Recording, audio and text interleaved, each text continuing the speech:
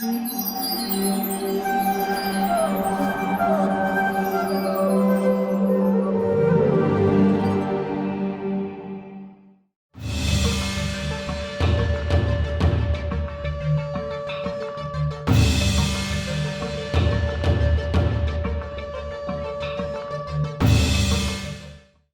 Krishna. We are doing Bhagavad Gita, chapter 2, verse number 59. Vishaya vinivartante niraharasya dehinaha rasavarjam rasopyasya param drishtva nivartate. Translation, chapter 2, verse 59. Though the embodied soul means the soul who is covered by the body, that is you and me, all of us, okay? Even the insects, the mosquitoes, the cockroaches, every soul which is covered by the body, embodied soul.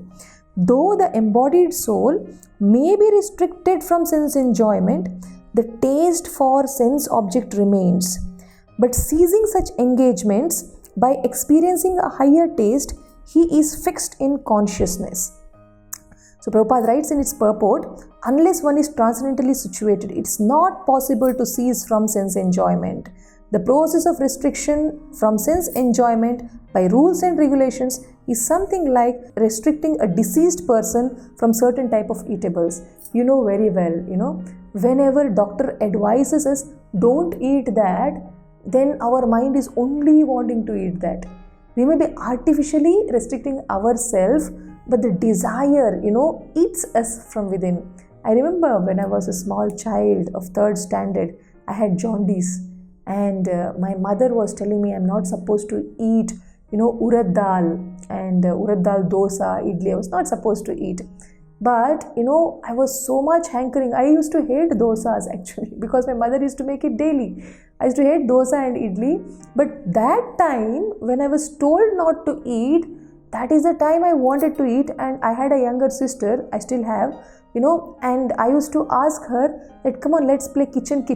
And I say, for kitchen, you are the mother and I am the daughter. You should be cooking. So get some dosa from the kitchen. And she would bring, small pieces in those plates.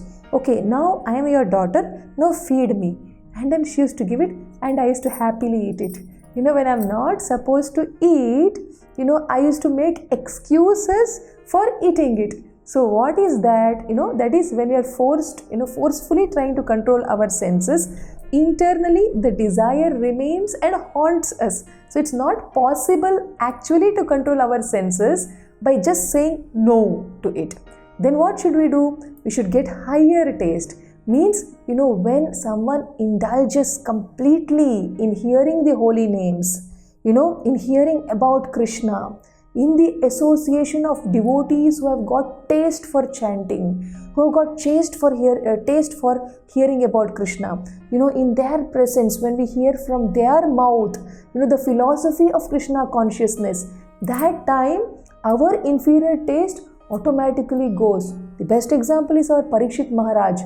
He had so much taste for enjoyment that just because he didn't get water, he was very hungry.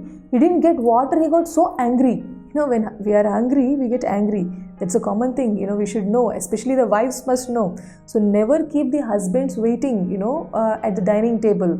Serve them in time, then they will be very happy. So here Parikshit Maharaj, he was in the forest. He was wanting something to eat. He saw an ashram. He was so happy. At that time, he expected at least water. He was so thirsty more than hunger. So he was waiting, and that Muni was sitting in meditation. He is not even aware. And Parikshit Maharaj thought that he is pretending, to be unaware of the presence of Parikshit Maharaj in front of him. He got so angry, and he takes a dead snake and throws it on that rishi, and he goes. Therefore, what happens? His son gets very angry, and the son tells that whoever has, the king who has thrown this dead snake, let him be bitten by a snake in 7 days and he will die.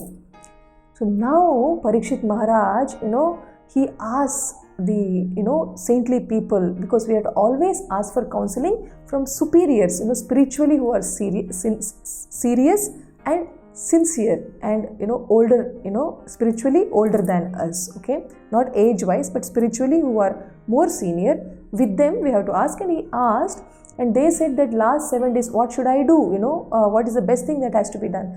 They said, start hearing Bhagavatam. And so he goes to Shukadev Goswami, and then he starts listening Srimad Bhagavatam for 7 days and 7 nights continuously. He talks, and in between he asks, are you wanting to take little bit of rest or some water? He says, no. Srimad Bhagavatam, what you're talking is like such great nectar that I am not able to feel thirsty. I am not able to feel sleepy. Now if I take a little break, if you will stop a little bit, and if I take little rest or eat little bit, then I may want to sleep or something, so I don't want this break. He says, no, I don't need a break. Please continue talking, because the nectar of Srimad Bhagavatam is so much nectarian, so much tasty for my ears, for my heart, for my soul, that I don't need to satisfy my thirst or hunger. See, just a week ago, I could not tolerate the urge for my thirst. So I became so angry and I threw a dead snake. But now a week later, what change can be there in me? But it was just that I was hearing Srimad Bhagavatam. Means the hearing has given me so much of high taste, that the inferior taste of satisfying my senses or taking care of my body is completely absent, and I am feeling, so happy, so energetic that I can continue to go on hearing for some more days, till I leave my body. That was his idea. So the same thing is, applicable here also, that if we have higher taste, like how Parikshit Maharaj had, then the inferior taste of taking care of our senses will be automatically gone. Artificially we can't stop smoking. Artificially we can't stop drinking. There is a person, called Amar Krishna Prabhu. He is beautifully explaining his life story in YouTube. You all must watch it. Amar Krishna Prabhu. He says, what he was before, and in the association of devotees, just by seeing the Lord in the temple, and when a devotee told you chant loudly, so he was getting up in the Brahma Murta and chanting loudly 16 rounds, and he's saying, in the process of chanting, I don't know when I gave up drinking, I don't know when I gave up eating meat. He says that, he's saying that he was, मैं ये सोचता था कि अगर 3 दिन में नहीं खाऊंगा तो मैं मर जाऊंगा. Means he's telling that he was thinking that 3 days if he will not eat meat, he will die. That much I was attached to eating meat, and that much I was attached to drinking, and I don't know how I gave up. All I did was chanting in the morning, chanting and going to temple, taking darshan. That's all. And how he was chanting, Hare Krishna, Krishna Krishna, Hare Hare, Hare Rama, Rama Rama, Hare Hare, Hare Krishna, Krishna Krishna, Hare Hare, Hare Rama, Rama Rama, Hare Hare. So if we chant like that 16 rounds, all our distractions, all our disturbances will be gone, and we'll be able to focus on the holy name. So when we can chant like that, we'll get a higher taste to chant nicely, and at that time, our inferior problems, our inferior tastes, all that will be gone in one shot. In one shot, we have to experience that higher taste by chanting. Just chant like that, and you're sure to experience something very different. Thank you very much.